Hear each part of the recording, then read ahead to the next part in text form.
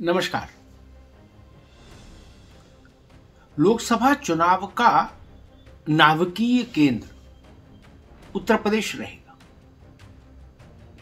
इसलिए नहीं कि वहां सबसे ज्यादा लोकसभा की सीटें हैं, 80 लोकसभा सीटें वहीं से। ये विशेषता तो उत्तर प्रदेश में जब से चुनाव हो रहे तब से चली आ रही है। इस बार एक और विशेषता, और वो विशेषता है कि चूंकि उत्तर प्रदेश में अयोध्या में राम जन्म स्थान पर भगवान राम के मंदिर का लोकार्पण हो रहा है 22 जनवरी को, इसलिए लोकसभा चुनाव का नाभिकीय केंद्र अयोध्या और उत्तर प्रदेश रहेगा। जी हां, प्रधानमंत्री नरेंद्र मोदी ने इसके लिए समूचे संघ परिवार को एक नया नारा दे दिया मानो।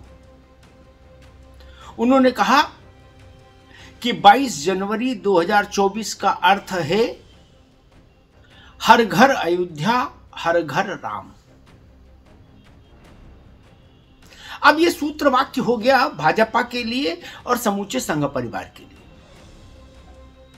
इसी सूत्र वाक्य पर चलकर भाजपा और संघ परिवार ने लोकसभा चुनाव के लिए व्यूह रचना की है। इस व्यूह रचना को 2 चरणों में समझिए। पहला चरण जो इस वक्त चल रहा है, देश भर में मास मोबिलाइजेशन अवेयरनेस, लगभग 50 करोड़ लोगों तक पहुंचने का लक्ष्य। हल्दी में भीगे हुए चावल और रामलला के नई मंदिर के चित्र के साथ 10 से 12 करोड़ परिवारों तक पहुंचना, 10 से 12 करोड़ घरों की कुंडी खटखटाना, और उसके बाद 22 जनवरी को देश भर के सभी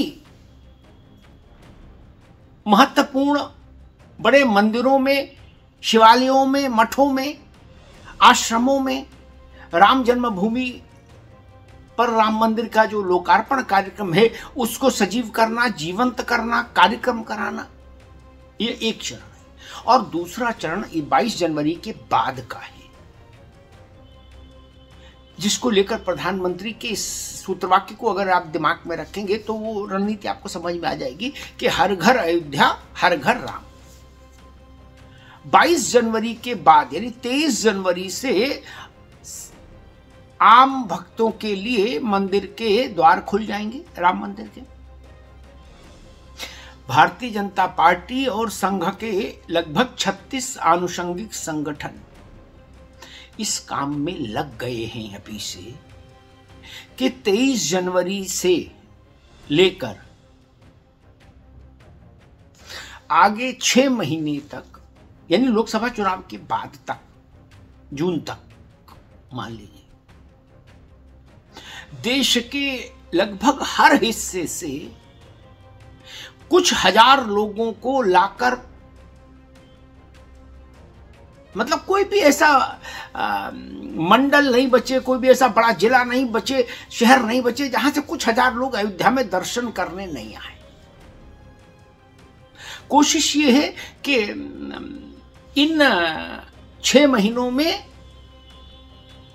लगभग 10 से 12 करोड़ लोग अयोध्या में रामलला के दर्शन करें।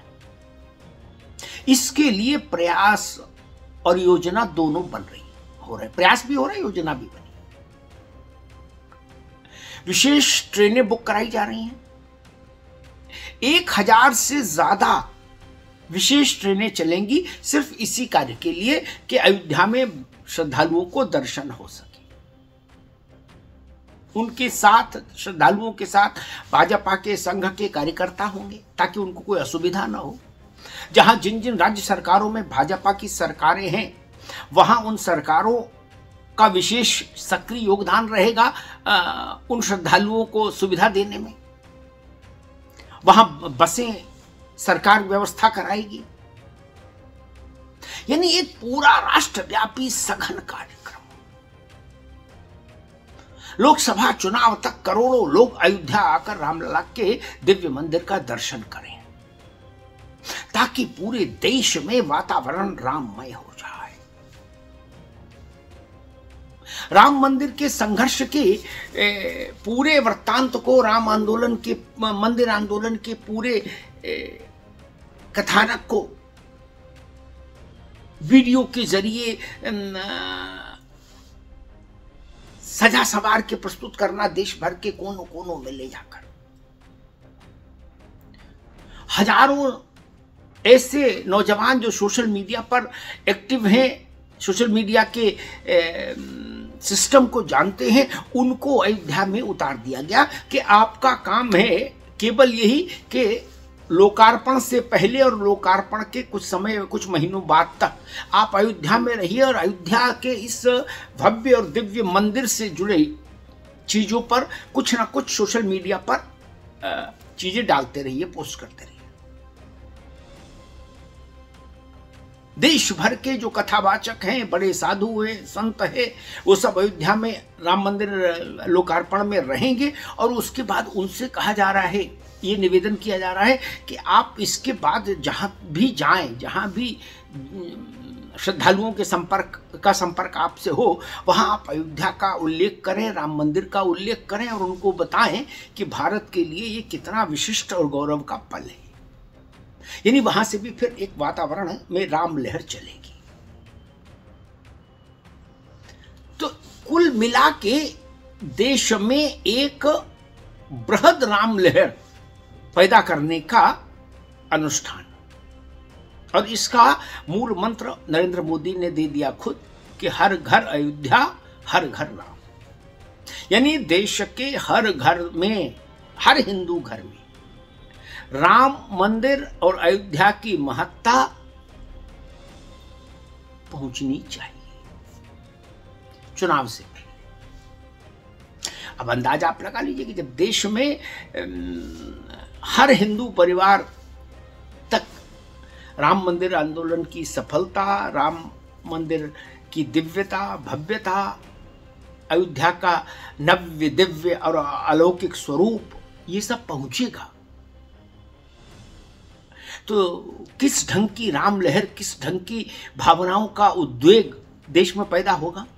और जब वो पैदा होगा तो उसका चुनावी लाभ भी होगा, इस बात से कोई इनकार नहीं कर सकता। और बिना कहे ही वह संस्थाएं, वह पार्टी लाभान्वित होगी जिसने अयोध्या के लिए संघर्ष में अपना योगदान दिया है, जिसने अयोध्या के लिए आंदोलन में अपना योगदान दिया है। वह सरकार और उस सरकार की पार्टी लाभान्वित होगी जिसने अयोध्या को दिव्य, नव्य और भव्य रूप देने में रात दिन एक कर दिया। यह स्वाभाविक है, सहज है। जिस भी सरकार के कार्यकाल में कोई बड़ा काम होता है तो उसका राजनीतिक लाभ उस सरकार को मिलता है। ये कोई नई बात नहीं, कोई अलबेली बात नहीं। तो इसलिए मैंने कहा कि अब उत्तर प्रदेश लोकसभा चुनाव का नाभिकीय केंद्र होगा। उत्तर प्रदेश ही की जमीन पर खड़े होकर ही 2024 के चुनाव का ताना बाना बुना जाएगा। उसके केंद्र में उत्तर प्रदेश होगा, अयोध्या होगी, रामलला का मंदिर होगा, और फिर मंत्र वही होगा, नारा वही होगा, संकल्प वही होगा, हर घर अयोध्या, हर घर राम। नमस्कार।